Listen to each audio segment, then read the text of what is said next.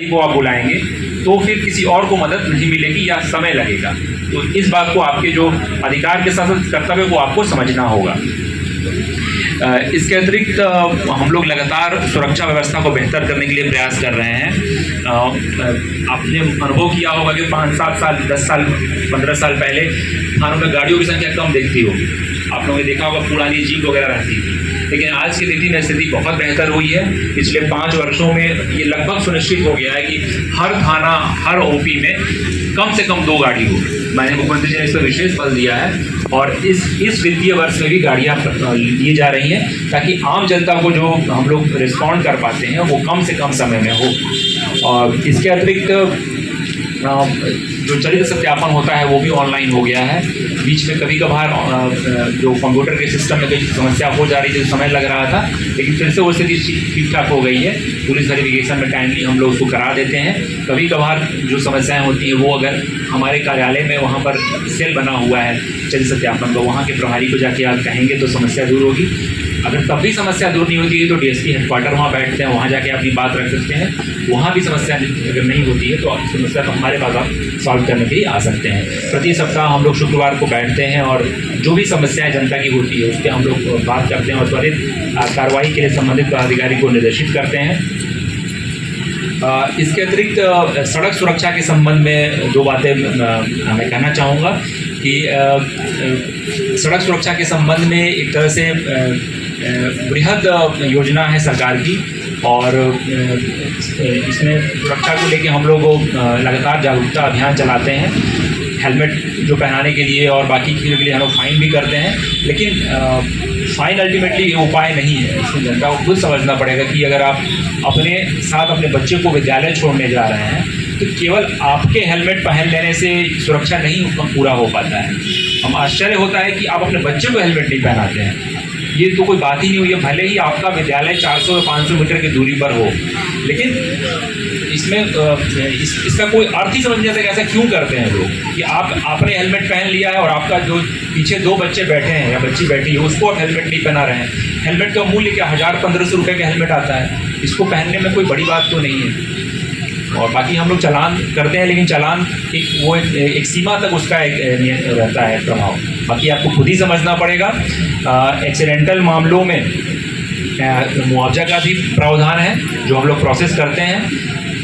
कुछ मामलों में ऐसा हो जाता है कि पोस्टमार्टम रिपोर्ट टाइमली नहीं आ पाता है या किसी अन्य कारण बस हम लोग टाइमली जमा नहीं कर पाते हैं, तो कृपया ऐसे मामलों को आप प्रकाश में लाएँ। संबंधित डीएसपी साहब लोग को आप जाके रिक्वेस्ट करें, आवेदन दें, उसको हम लोग टाइमली प्रोसेस कराएंगे।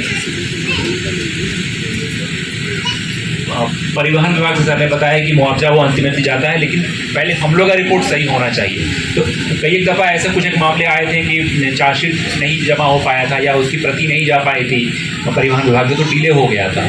तो अगर ऐसा कोई मामला आपके प्रकाश में हो जिसमें कि सड़क दुर्घटना में किसी की मृत्यु हुई हो, तो निश्चित रूप से इसे मुआवजा का प्रावधान है। बस आपको उस जैसे कि पूर्व में डीएम सर ने बताया, डीडी साहब ने बताया कि उस प्रक्रिया को पूरा करना पड़ेगा, तब मुआवजा भी मिलने का पूरा प्रावधान है। और अंत वाली बिंदु एक मैं आपको प्रकाश में लाना चाहूँगा शराबबंदी के संबंध में।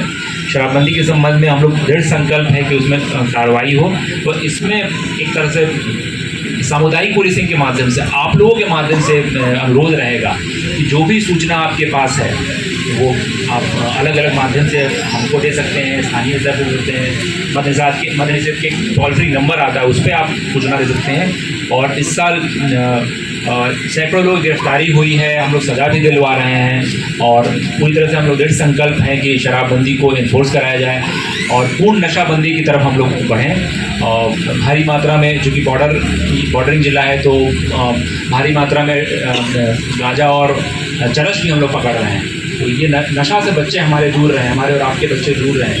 तो स्कूल कॉलेज के बच्चों को विशेष करके, कुछ पीछे नए लड़के भी मुझे दिख रहे हैं, तो आप सभी से अनुरोध रहेगा कि इस नशे से दूर रहें और सोशल मीडिया का सकारात्मक इस्तेमाल करें। हर चीज़ जो दिखती है सोशल मीडिया में वो सही नहीं होती है। हमारा एक एक तरह से बन गया है, एक हैबिट बन गया है कि जैसे ही मोबाइल में आता है व्हाट्सएप मैसेज हम तुरंत उसको फॉरवर्ड कर देते हैं बिना किसी सत्यापन के। आज इनफैक्ट एक पुराना मैसेज आ रहा था जो कि आर्टिफिशियल इंटेलिजेंस कुछ लोग जानते होंगे कि कंप्यूटर की एक तरह के प्रोग्राम है जिससे कि आपका चेहरा बदल सकता है, आपका चेहरा इनमें डाला जा सकता है, इनका आवाज़ आप में डाला जा सकता है। तो बहुत सारे वीडियो भी आजकल फेक वीडियो भी चल रहे हैं, कुछ नए लड़के हैं तो आपको पता भी होगा। तो सोशल मीडिया जो आप देख रहे हैं, सुन रहे हैं, उस पर आप बिल्कुल भरोसा ना करें। उचित माध्यम से हम लोगों का जो जिला प्रशासन का अपना एक फेसबुक हैंडल है, हम लोग का अपना एक फेसबुक और ट्विटर चैनल है, सत्यापित खबरों पर ही विश्वास करें।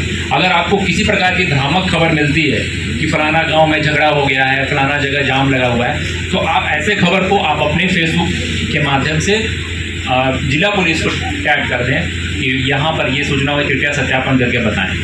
तो कभी भी कोई भी खबर बिना सत्यापन के नहीं फॉरवर्ड करें, क्योंकि ये आपकी जिम्मेवारी है। और जिस व्हाट्सएप ग्रुप पे या फेसबुक ग्रुप पे अगर वो खबर चल रहा है, आप लाइक और शेयर कर रहे हैं, तो उसके ग्रुप एडमिन की भी जिम्मेवारी है। तो आप सबसे यही अनुरोध था कि आप जो भी आपके अधिकार हैं उसका लाभ उठाएं। हम लोग बिल्कुल तत्पर हैं उसको अधिकार को आपको दिलवाने के लिए। बस ये अनुरोध रहेगा कि जो कर्तव्य आपके हैं उसका भी हम पालन करें। बहुत बहुत धन्यवाद।